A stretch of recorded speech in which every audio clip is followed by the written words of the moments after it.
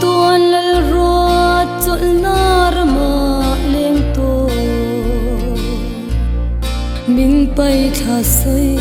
chian nu sit na rama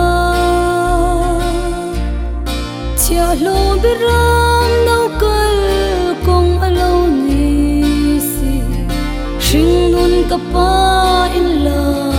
na thuruk chu mi te sia pui lo sai chwa phal si lo ka tuar na thuruk song song te po hi ka pan khu ba min la sapuna chu trôi môi lệ trôi xa min có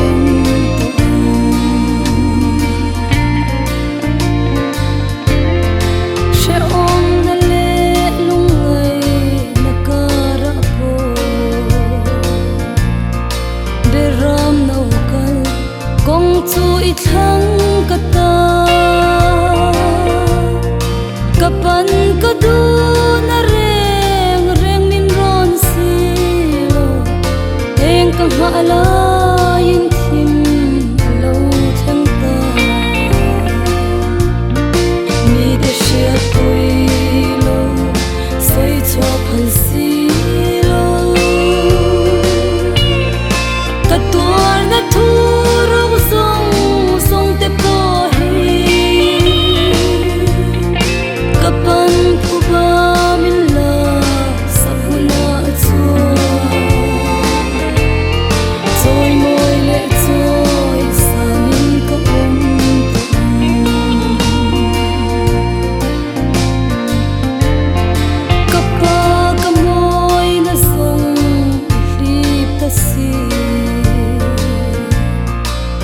chiat kara thiam thu soi phalo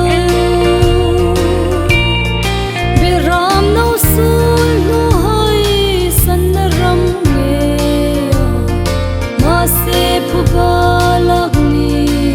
la thenam mi te chiat pui lo sai chwa phal si tuar na thu